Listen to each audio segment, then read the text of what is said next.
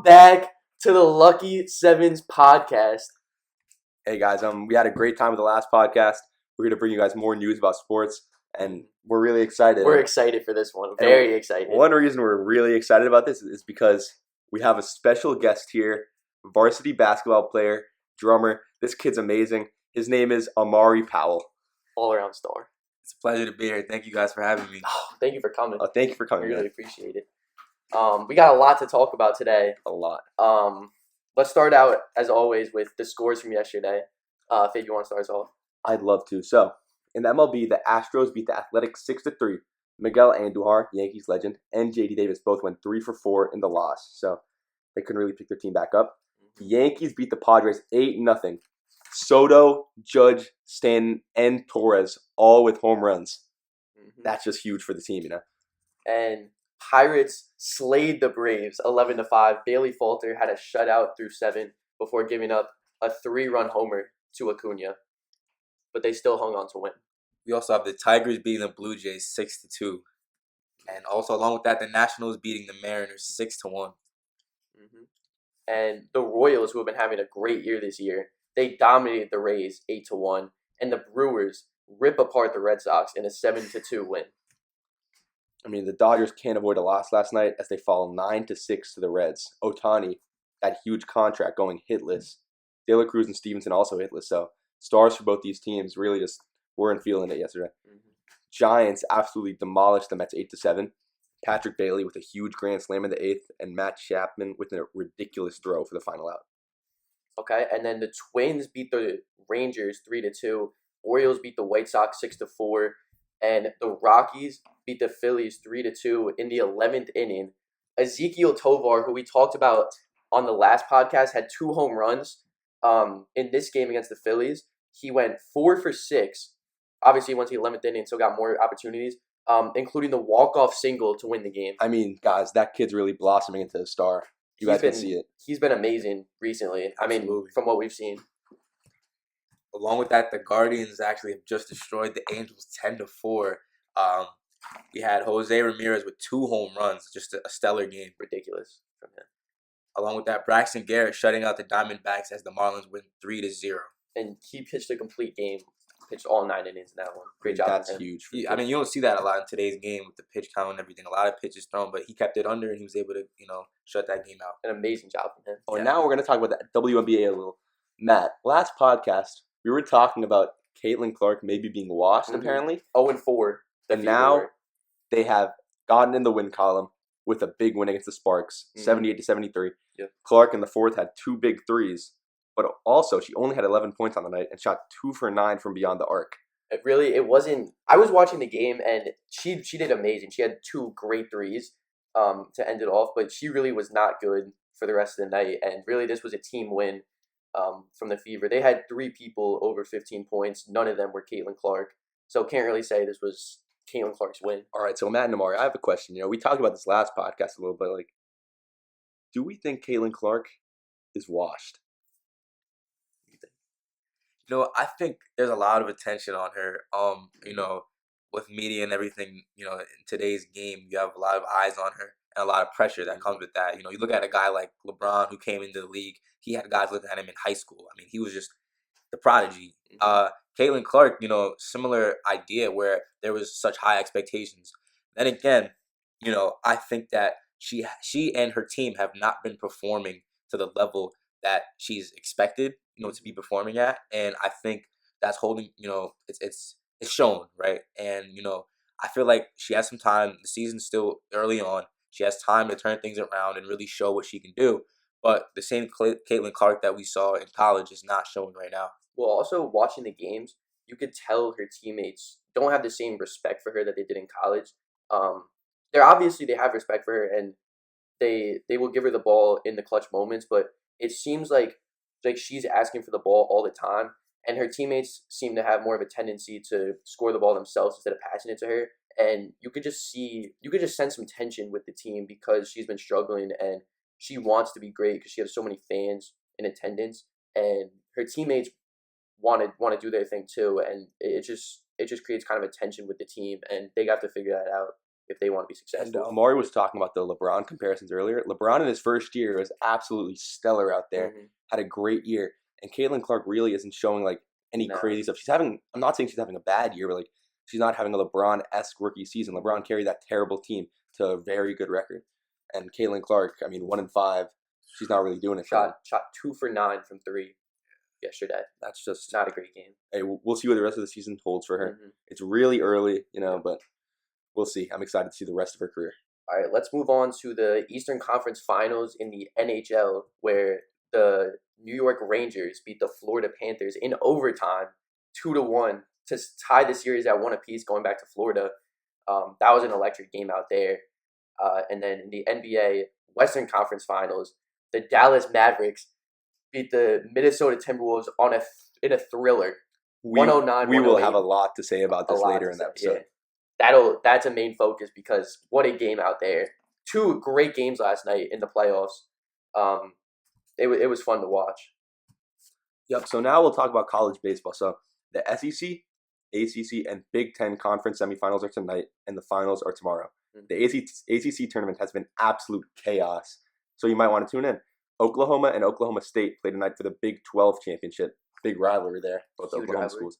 And USC and Arizona play for the Pac-12 championship tonight. Tune in. Yep. And right now, we have a new segment called the Lock of the Day.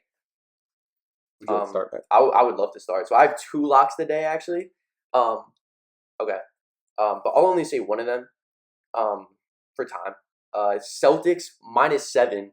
Tyrese Halliburton questionable to play tonight. I don't think he's going to play tonight. I know the game is in Indiana, and I do believe that Indiana does have a chance, but I really think Celtics -7. The odds -115, not really crazy odds. I think the Celtics have a great chance of winning by 7+. Especially without Tyrese Halliburton, it's going to be hard for the Pacers to really get anything going. We also got Pirates money line +130. I mean, Mitch Keller 1.29 ERA throughout the last 3 starts, only 4 walks. I mean, that's just elite level pitching. That's an insane display. And I think the Pirates have this lock. My lock of the day is also related to that Pirates game. I have Pirates Braves under 8.5 runs. So the Pirates, as Amari spoke about, Mitch Keller on the bump, 1.29 ERA through the last 3 games. He's absolutely dominating right now. And the Braves are pitching Ronaldo Lopez, who has a 1.62 ERA through his last 3 games. So if these guys keep pitching how they're pitching, I don't see a way that they can give up over 8.5 runs. Line's -120, not the worst odds. So I think add that to the lay, you'll do well for yourself. And also, as a Pirates fan, I love to see the love for my team, but I obviously believe that that's an absolute lock because they've been playing great recently. Not great, but they've been winning games, and against the Braves, they won last night, and I expect them to do it again. And for the NBA Western Conference Finals, I mean, Dallas, man. Dallas's big men were dominant. I mean, absolutely dominant in Game 2 because of the playmaking from the guards. You look at Luka and Kyrie. I had worries initially about their ability to play together, how the shot creating would work, how, they would get through their plays. But, I mean, this was just elite level playmaking, sharing the ball, chemistry, everything that you want to see in a playoff team, everything you want to see in the Western Conference Finals as you build up to this level of play. No cap for the last 90 seconds. He was not himself. It was atrocious. It was not the cat that we know. I would like to say he shot 25% from the field and 20% from 3 in the game. Just atrocious. And guys, that Luka Doncic shot at the end, that was absolutely amazing. But we have to talk about that terrible mismatch. Rudy Gobert guarding him at the perimeter. I don't care if he's a defensive player of the year. He should not be guarding that shifty of a player like Luka Doncic at the perimeter to end the game. Okay, but no one's guarding Luka. Like, let's be real. Luka does that. Luka hits those shots. He would have hit it over anyone, I think. I don't care who you have on him. Luka's going to hit that shot. I know, but if you put someone who's a little bit quicker on him, they might put some pressure on him. Like, he saw Rudy Gobert in front of him and he was like, oh my God, there's food on the table right now. I mean, Gobert's got the length to guard him, though. I don't think Gobert's the best matchup, but I think Gobert, no, it's not a good matchup, but I just don't think anyone's going to guard Luka. I'd put Jaden McDaniels on him, put anyone on him. I think Luka's going to hit that shot. I think Jaden McDaniels would put a lot more pressure on him. I think what it is like Matt said, Luka's most likely going to hit that shot. That's his thing. If it's late in the game, final seconds, I want Luka shooting that shot regardless. if I'm Jason Kidd, right?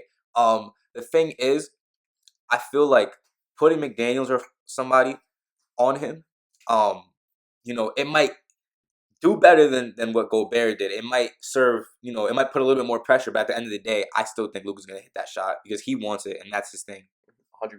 I just think I've watched him hit that shot before over defenders that aren't Rudy Gobert, over real defenders. Not, I mean, like guys that are on ball defenders. I've seen him still hit that shot in the clutch. He's probably the clutchest player in the NBA at this point from what we've seen. Agreed. From what we've seen in the clutch, and I just think it was just meant to be. It was destiny for Luka to hit that shot, no matter who's guarding him. I mean, Mavs having a really great start to this series, beating the Timberwolves both the games in Minnesota. But Timberwolves this year have been a great road team in the playoffs, 5-1 on the road, including a Game 7 road win in Denver. Yeah. I mean, that just showed beating Impressive. the defending champs at their home stadium.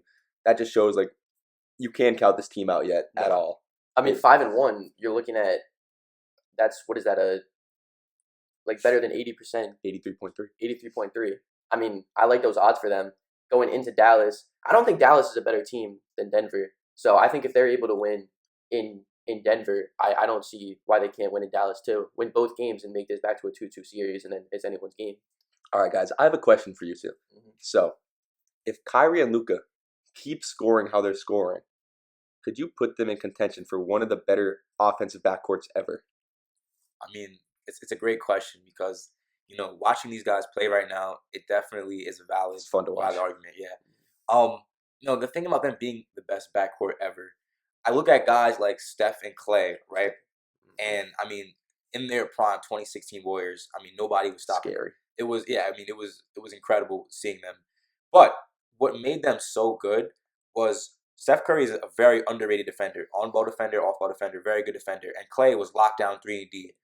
The thing is, if we're talking offensive backcourt, I could see Kyrie and Luka being the best offensive backcourt we've seen in a long time.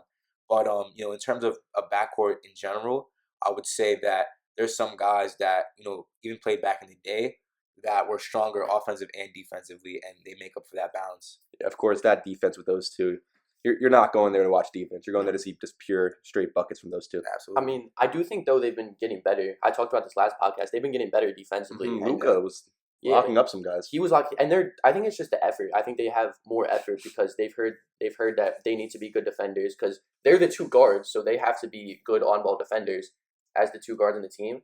And I think they've been up for the challenge, and they have been good defensively.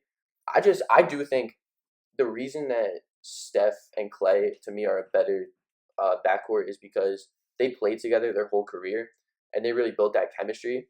And I feel like Kyrie and Luka, Kyrie's already pretty old. He's been playing a while with other great players. I don't think they're gonna have the chance to build that chemistry and ever really become like the best.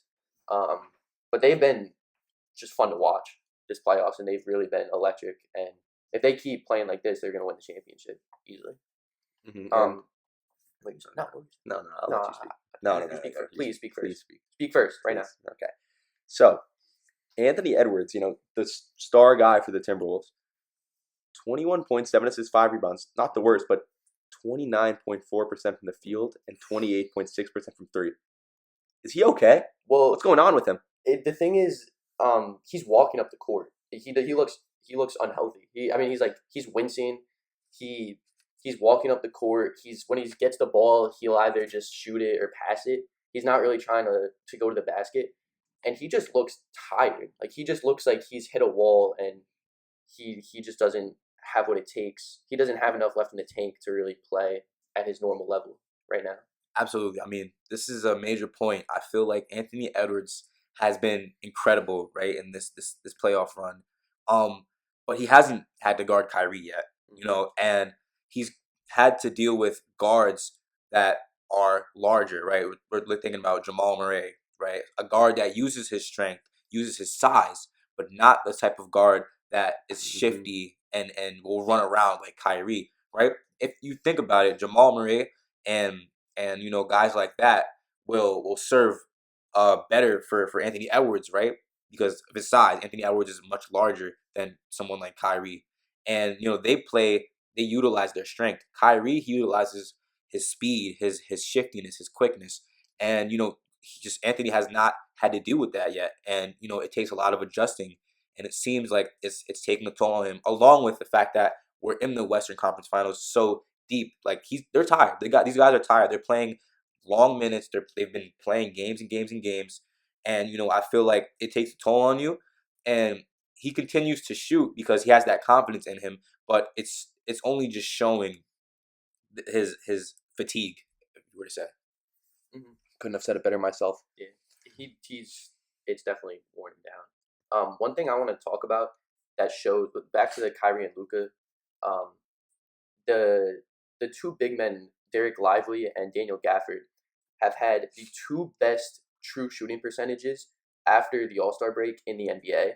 And I think that shows that Kyrie and Luka just take so much like defensive attention away from them to where they're just getting free. I mean, you watch the game, they're just getting lobs, and all they have to do is take the ball and just dump it into the basket. They're doing this against one of the best defensive big men we've seen, like Rudy Gobert. He's up there for one of the best defensive big men ever. Yeah, for defensive player of the year. Karl Anthony Towns, no slouch. That guy's a really good defender too. And Lively and Gafford just really showing like what you can do with these two star guards. Everyone's looking at Luka and Kyrie, but they're not looking at Lively and Gafford, and they really like put themselves on notice right here. Exactly. And one thing that would have been tragic in this game had the Mavs had lost. Kyrie went 0 for 3 from the free throw line in the fourth quarter. Just atrocious. That's horrible. Yeah, you can't do that in the fourth. 40% from the free throw line all game too. And if he makes those 3 free throws, there wouldn't have had to been the drama down the stretch of Luka having to hit that shot. So you got to make your free throws, and that's the moral. Yeah, but also Kyrie 4 for 7 from 3, 20 points, 6 assists. Not a bad game at all. He heard what we were saying about him last time, and he really had to show out. Yeah, I mean, those guys can really play. And then you look at Naz Reid. Naz Reid, 23 points, 2 steals, 7 for 9 from 3. Love to see it from Naz Reid. Me and Matt are some of the biggest Naz Reid fans you'll ever see.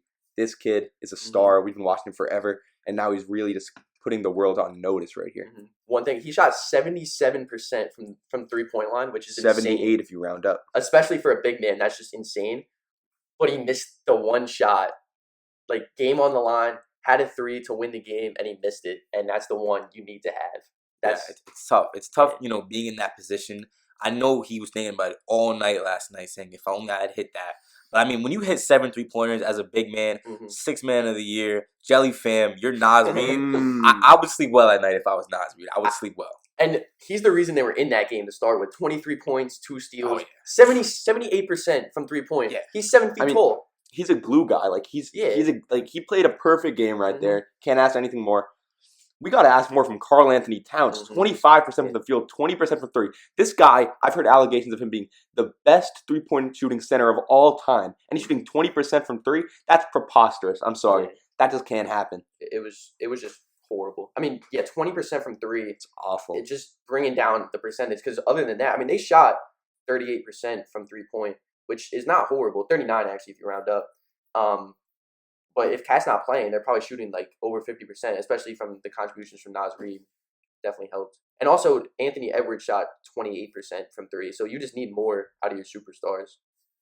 Rudy Gobert, pretty good game. 16 points, 10 rebounds, 60% from the field. Oh, and we didn't speak on this. Luka Doncic triple-double. Yeah, with 32 point triple-double. Shooting 45% from 3. Which also had 4 turnovers, though, but that's what you expect when he's plays so much. Yeah. Great passer, he's gonna have turnovers, so that's fine. I'm not worried about it. He's definitely corrected that turnover issue. I remember game 1, a lot of turnovers that game. That was not good. That was not a display of what he can do. And this game, turning it down to 4 is much more reasonable, especially that it shows that he's trying to play make. He's trying to create shots for his guys, and that confidence in passing the ball, that being okay with having a couple turnovers over some passes. I'm okay with that if I'm Jason Kidd. I'm saying, listen, you're trying to spread the ball. You're trying to spread the love a little bit.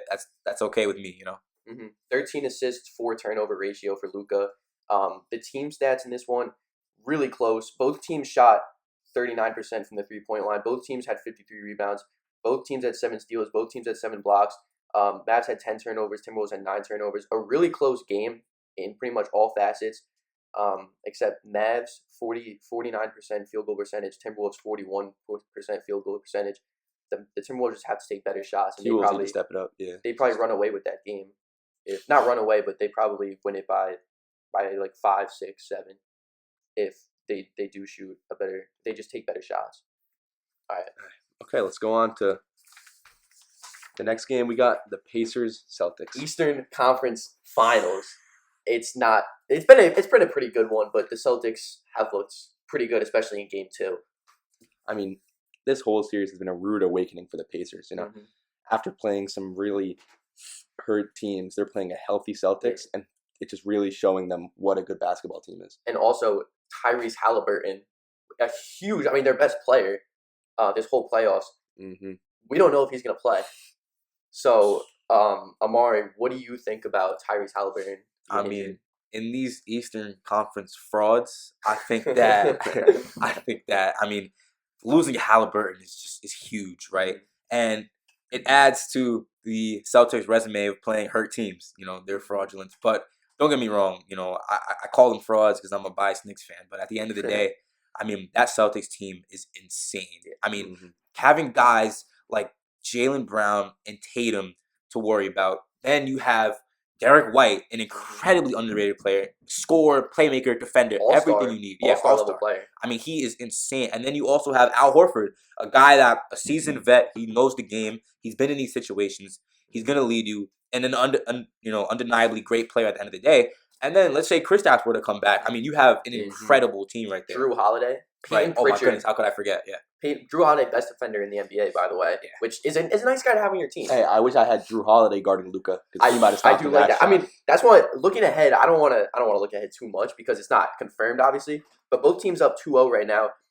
Who wins a Maverick Celtics championship? That is just must-see TV. Mm-hmm. I don't see a way it doesn't go to at least 6 games. I don't. It's going to be a crazy series. But you got Drew Holiday guarding. Either Kyrie or Luka. You could probably guard whichever one of them he guards. And then, it's a bad day to be that guy. Yeah, I wouldn't want to do having White and Drew Holiday in your backcourt is just incredible. And then you also got Jason Tatum, longer guy that can guard Luka Doncic if you needed to. Yes. Plus, he can guard one of those big men. Really versatile player. Jaylen Brown, a good defender also. Yes, great defender. And about Jaylen Brown, at the beginning of the season, he got that huge contract. And people were saying, it's not worth it. He's a right-hand merchant. Yep. But 45-2 from the kid. Wow. He is absolutely cooking this playoff series, averaging 33 against this Pacers team. Yeah, he's really just showing why he's worth this contract. He might have one hand, but he's making that one hand work. Oh, he is. It's been great. Well, I saw that he got snubbed from I think personally he got snubbed from the All-NBA team. I agree. You're telling me he's not a top 15 player in the NBA? I don't see a world he's not a top 15 player. I think he is.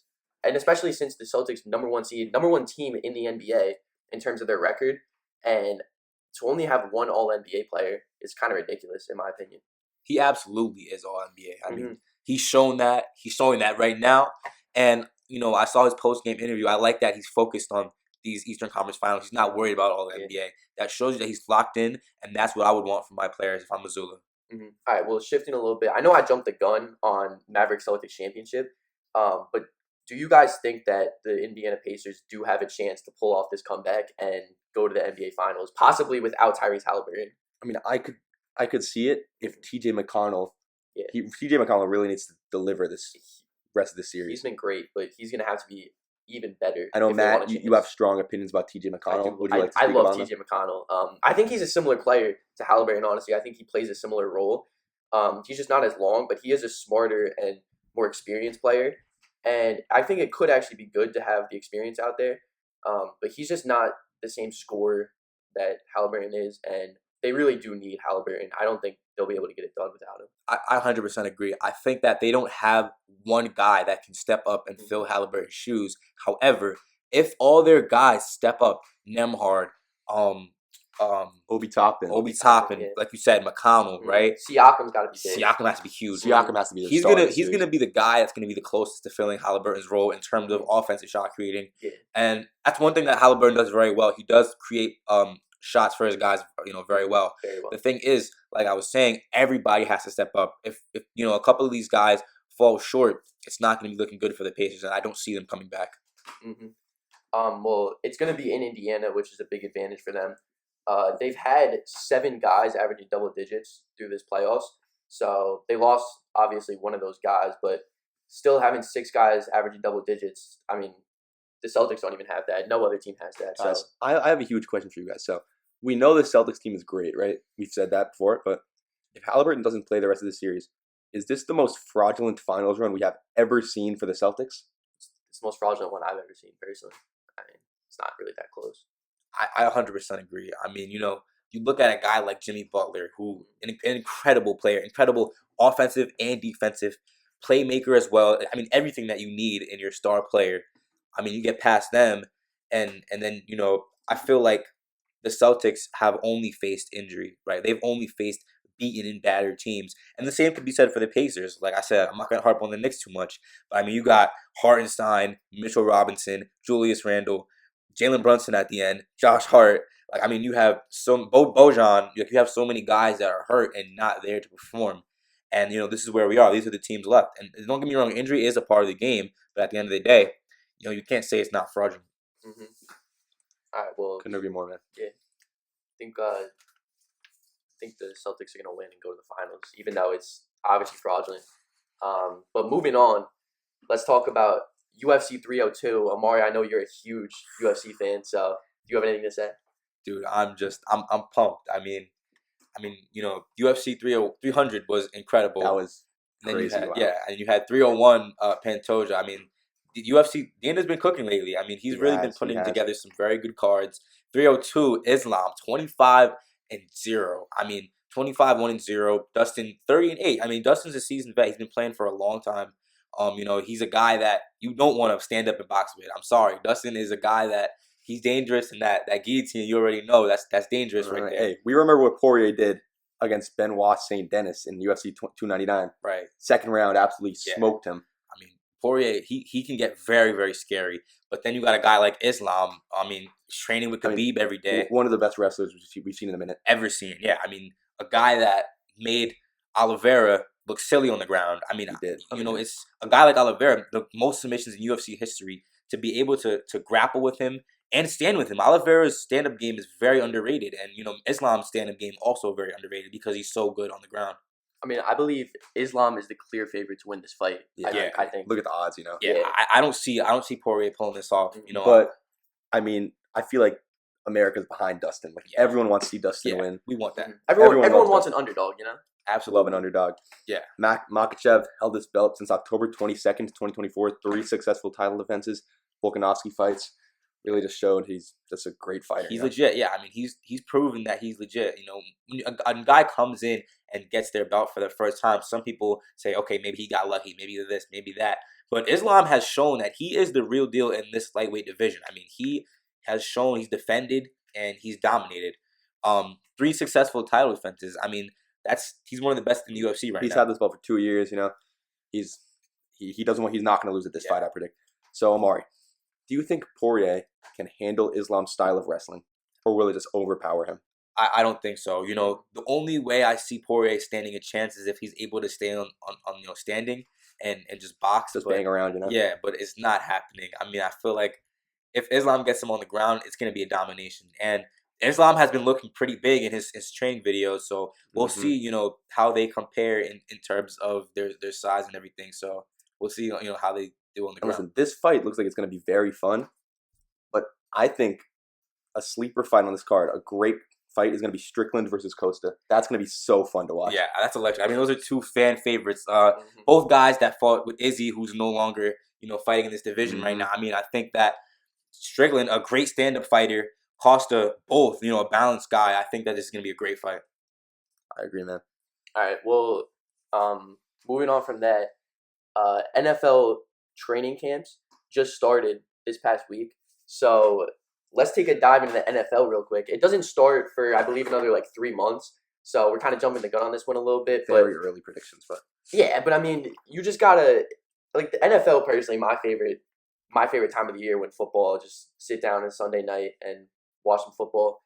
So let's start with NFL division predictions for next year. I'll start it off with the AFC East. I believe the Dolphins are going to win it. I don't see a way that team offensively is just so fun to watch. Yeah. And they got some defensive pieces too.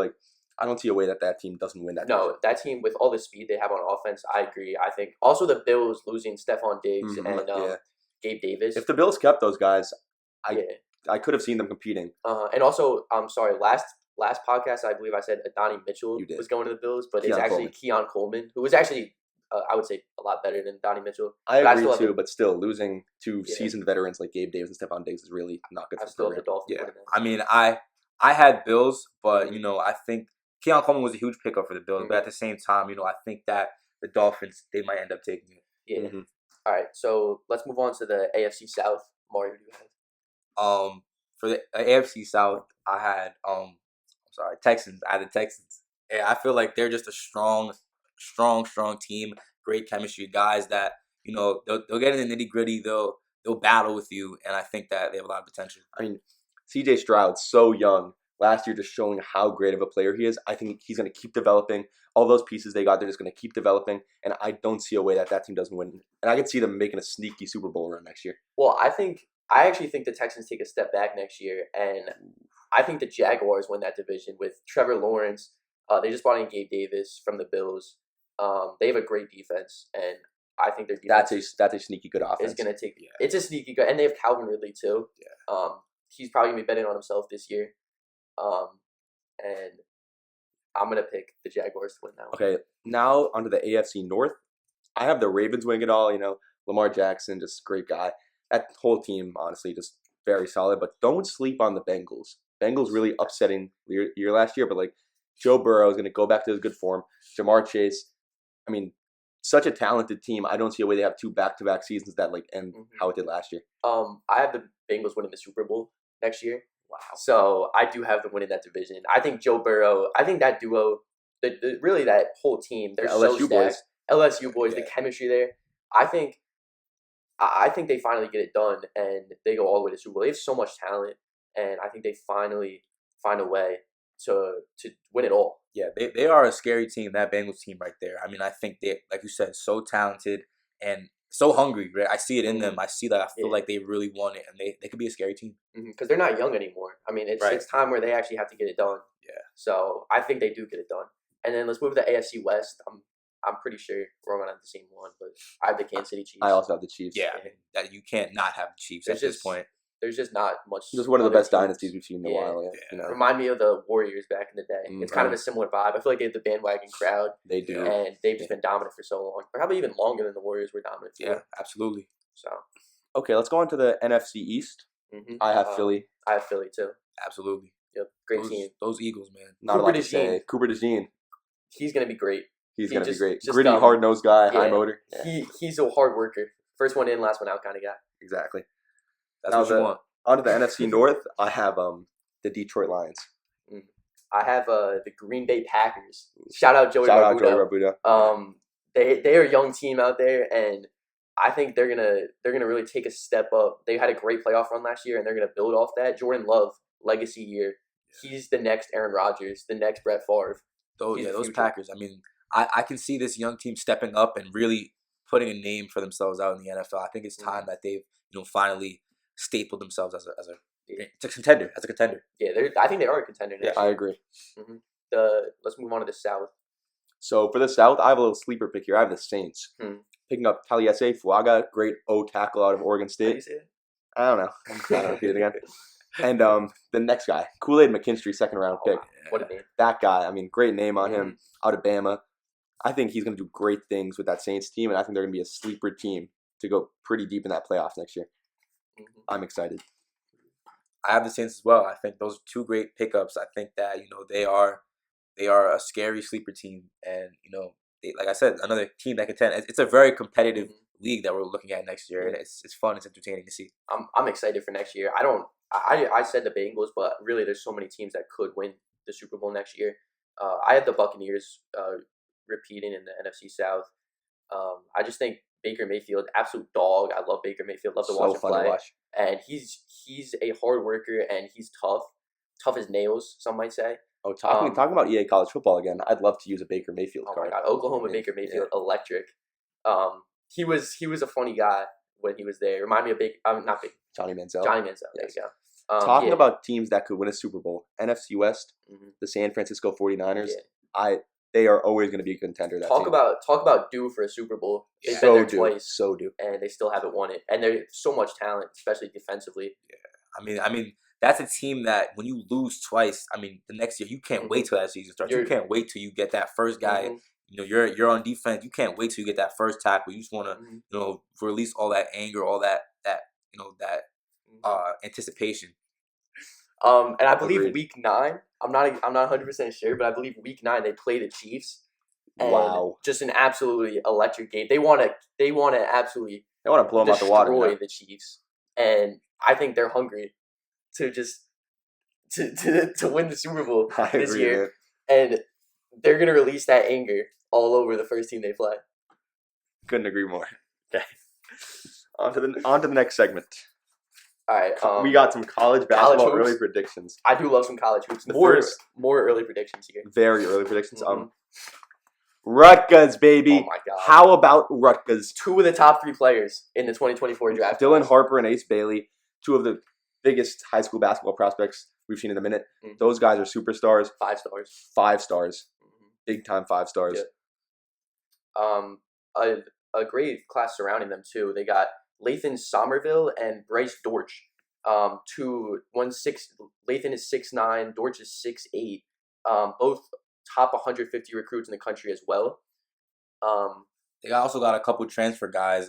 Zach Martini, 6'7", 235. I mean, that's just a guy that you want down low. Also, great IQ from Princeton. Absolutely. And then you got Tyson Acuff, 6'4", 190 from Eastern Michigan. And combo guard. Great yeah, I mean, shifty, a great guy you want in your backcourt. And then you got Jordan Derkak, 6'5", 205, a 4-star transfer from Merrimack. So, I mean, this class, these pickups are incredible for this team. Yeah, and Derkak was not only averaged 17 points a game at Merrimack, but was also the NEC, which is the conference they're in, Defensive Player of the Year. So a great 2-way player for them.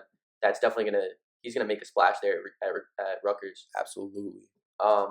So what do you guys think the ceiling for this team is? Mostly freshmen. How far do you think they can go? I mean, I think the ceiling is they go all the way and win it all. This team, so young but so star-studded, kind of reminds me of that Duke team with Zion. Yeah, it really does. But they didn't go all the way though. They fell to Michigan State. They got pretty close though. A more experienced team. So I feel personally like I don't think they're going to win it all just because eventually you're going to run into a team like UConn with more experience. And I think if they run into UConn, we'll talk about them later. I don't think I see them pulling it off unless Dylan Harper and Ace Bailey are just able to have great games and push them through it. Yeah, I mean, I think that when you have a squad like this, a bunch of young guys who are stars, right, or are great, talented players, I think the lack of chemistry, one thing, a couple guys that you're not used to playing with, the lack of experience is very harmful in college basketball, right? And college sports in general, don't get me wrong, And I think that, a squad like this needs to be coached very well for it to go far. And even with great coaching, I feel like, I don't see them going all the way just because of that lack of experience. And also a thing for these guys are all, I mean, the new recruits are 18 years old, and they're now getting paid to do this. So this is now a job that they're doing. They're 18 years old. They're getting NIL deals. They're on commercials. I mean, there's a lot going on for these kids just getting out of high school. And I feel like that's a lot to deal with when you're 18 years old. You have to deal with getting all this money and getting all this fame. And I just feel like it's a lot, and I think it's a lot to handle. And that's going to be... No, I agree that they're under a lot of pressure right now, but I still will not be surprised if this team wins it all. So much raw talent they got. If they, get some chemistry going, couple team chems, then they will win it all, I believe. Yeah. Well, let's talk about another team that could win it all.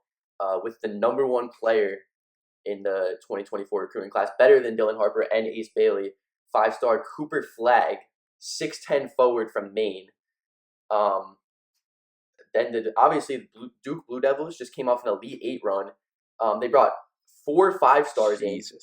4 5-stars, best recruiting class in the country. After going to the Elite 8, what do you think about this Duke team with that amazing recruiting class? I mean, picking up Cooper Flagg, one of the best prospects we've seen in a minute, that's just going to be great for them. But also, can't forget losing Jared McCain and Kyle Filipowski. Jared McCain, going in there his first year and doing all that, which is great to watch. I mean, that guy's a star, and Kyle Filipowski also a great player. Jared McCain, losing TikTok legend. TikTok star, yeah. Great nail painting. I do like it. A lot of flair. Good for him. He's good himself. Dances too. Good voice on him. Yeah, he really is true to himself. Losing those guys, I mean, I feel like Jared McCain is like the best guy they could ever have for team chemistry, and losing him, it's just going to be the locker room's going to be very different. Let's hope Cooper Flagg can bring that flair that Jared McCain had. And like Rutgers, a very young team here. Absolutely, like I said, it takes a lot of coaching, takes a lot of getting used to it. I feel like a team like this, they have the potential, right? Potential is a thing that we look at a lot, and we'll see what they can do. Okay. Let's talk about a team with a lot of potential now. Last team we're going to talk about today, the UConn Huskies, back-to-back national championships. They've just been absurd. They won all 6, I believe it was 6 games by more than double digits. They were just absolutely dominant. Won the championship game by 15 against Purdue and Zach Edey. It's just I'm annoyed. I'm annoyed watching them because they're just so good and they're so hard to beat. Mm-hmm, And I agree. I mean, that coach, they're so well coached. They're a great team and they're just hard to beat. Do you guys think they brought in 4-star transfer from Michigan, Terrence Reed Jr. They brought in Ian McNeely, 5-star, Isaiah Abraham, 4-star. Do you think the Huskies can go back to back to back and win their 3rd straight? I mean, I really don't see how they can't. Under the coaching of Dan Hurley, I mean, he is one of the best coaches we've seen in a while. Mm-hmm. The way that he coaches that team is just so fun to watch, even though they're losing guys like Donovan Clingan, and some other guys. Stephon Castle. Mm-hmm. I still think under his coaching, there's no way that they don't have a chance to win it all. Mm-hmm. Yeah, that's a huge point. I mean, I think that teams that go back to back are in a great, not just team, but it's a great program, right? I feel like they've built such a great program. They've built routines. Dan Hurley, incredible coach, right? I think that these environments and these methods of success are what leads these teams to have the potential to go back to back to back. Well, yeah, whatever they're doing in UConn right now, whatever Dan Hurley is doing to them, take notes. I mean, other coaches definitely take notes, learn from him. But I watched the videos. I watched a TikTok the other day of Dan Hurley coaching, and those guys don't like him because he pushes them. I mean, he pushes them really hard. I've also seen that. It's not an easy practice. Yeah, no. I mean, they don't like him. That's why they're so good, Yeah, they don't slack around during practice. It's not his job to be likable. It's his job to win, and he does his job perfectly out in UConn, and he is the reason why that team has been so good. All right, so let's move on. We'll move on to the PGA Tour. Mm-hmm. I mean, this young kid, 15-year-old Miles Russell, competed in the Corn Ferry Tour event, youngest player to ever make the cut on this tour, and he finished top 25. What do you guys think about that?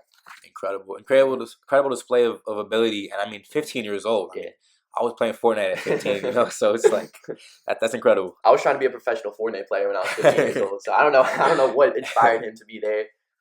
That kid, his parents must be doing something right. Must be feeding him the right things. Absolutely. Mm-hmm. Probably got a great swing on him. Finished top 25 against grown men. Yeah. I mean, that's incredible. I mean, to have the fundamentals to do that, to have the talent, it's incredible. The work ethic. I mean, that's incredible. You don't see that a lot in 15-year-olds. No. American Davis Riley at the top of the Charles Schwab Challenge with a score of 10 under. I mean, that's insane. 10 under. Great score. I mean, I wish I could do that. I'll never do that in a million years. No, because I don't realize I see 10 under. I don't think anything crazy because I feel like you see that a lot in professional golf, but playing golf. We were probably like 10 over after 2 holes. So to see I think I was 10 over after 2 holes. I don't think I could. Had one bogey, was proud of myself. The other ones were just get me off the course. I couldn't make a putt. So I mean, to see 10 under, he's going under par a lot, and I mean that's just ridiculous to see. If you don't understand how ridiculous that is, go play golf, and you'll see how try to get 10 under. And try to get 10 under. I don't think anyone watching this can get 10 under. Okay. Unless Davis Riley's watching. Shifting to everyone's favorite segment, the trivia segment. Trivia! I'll ask the first question for you guys, okay? You guys ready? Mm-hmm. What sport is the classic 1980 film Raging Bull about? What sport? Raging Bull? Robert De Niro. Lacrosse. Nope. You have a guess, Amari? Raging Bull, I'm going with football. It is about boxing. That makes sense, actually. Yeah. All right. Great movie. Check it out. All right. This one is specifically for you guys because, well, obviously you're the only 2 people here other than me. So, who has the most points in Knicks franchise history? You gotta get this. You most points. May I ask a Yeah. question? No, you gotta get it. You're a Knicks fan. Like, come on. I mean, I'm What do you I'm a think? fraudulent Knicks fan. Okay, yeah. Well, Mark can answer that. You know, part of me wanted to say Bernard King. I'm gonna go Walt Clyde Frazier. It's Patrick Ewing. I was gonna guess. By a lot, actually, It too. was between Patrick- Patrick Ewing, Walt Frazier, and Bernard King. Patrick Ewing has like double everyone else. Like, it's actually insane. He has like 22,000. I believe Walt Frazier has like 12,000. All right, who's got the next The question? third one. How many medals did China win at the Beijing Olympics? Jeez. What was that? 2020. I think so. Okay. I will guess China. 5. 77. Oh wait, it's 5. Wait, let me. I'll read like 50. I don't know. The answer is actually 100. Oh my God, Which is Jesus insane. That's Christ. dominance. Wait, gold Yeah. medals? Are you serious? How many medals are there?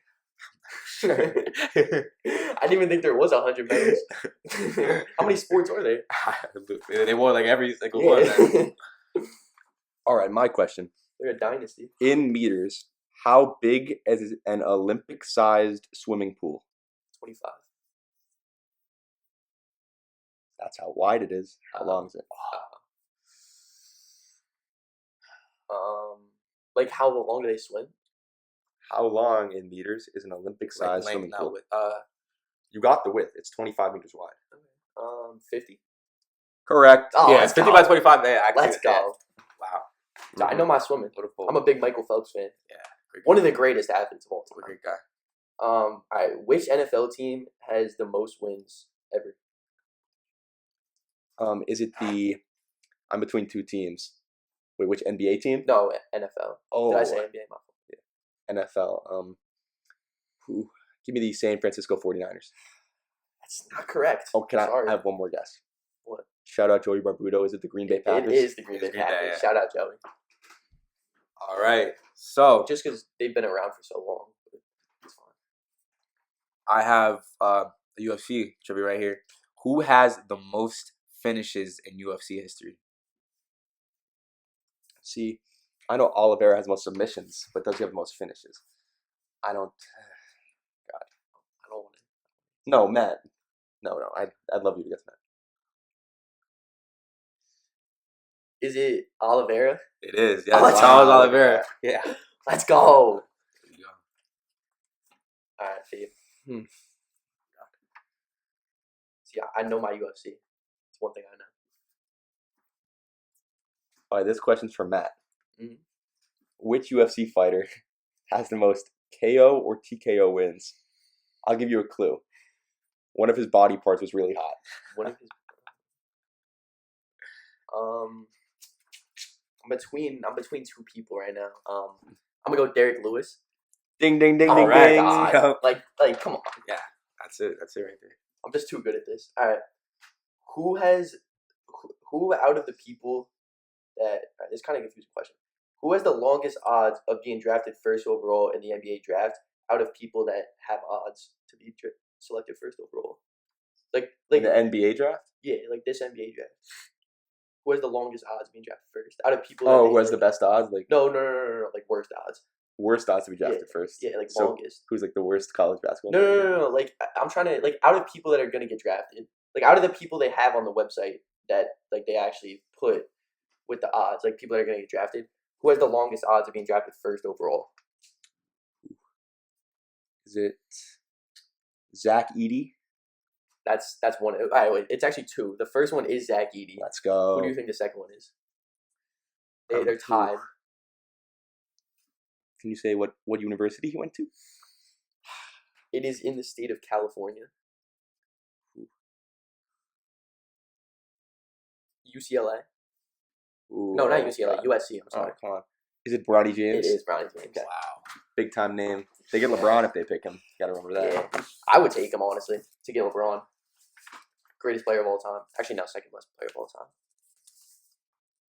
Second best player of all time. Second. So second best. Amar, you have one more question.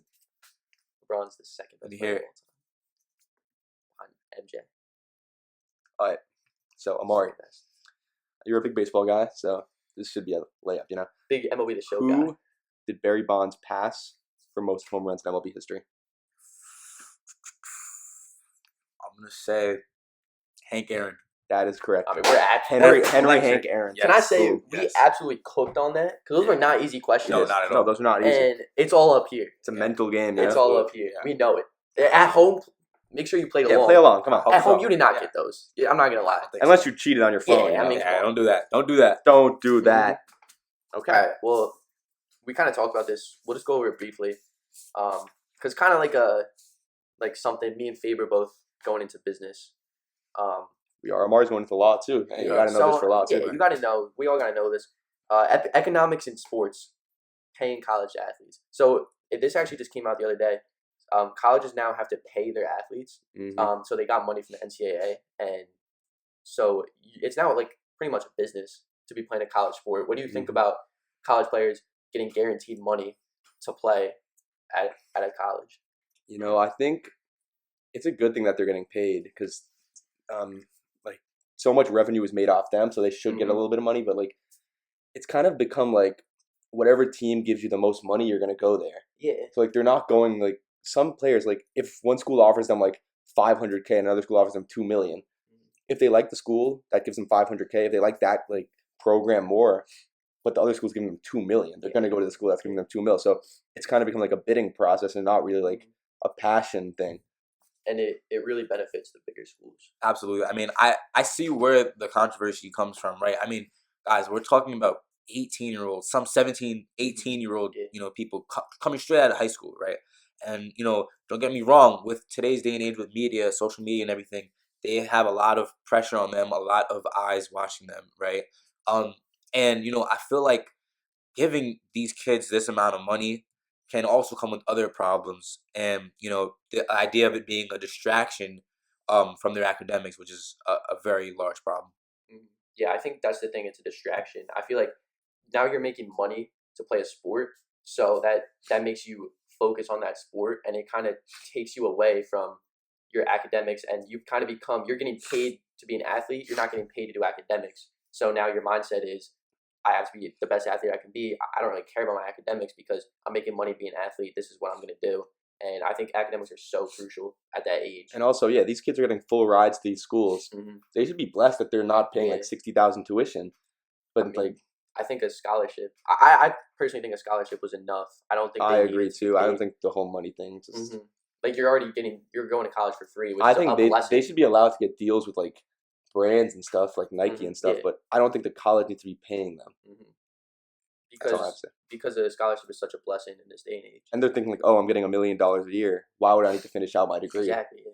So what if the NBA doesn't work out for them, or the NFL, or whatever league they're going to? Then really, $1 million is a lot, but at the age of 18, getting $1 million, it's not going to last you. It is. Most pro athletes go broke. Yeah, it's not. It doesn't last you very long.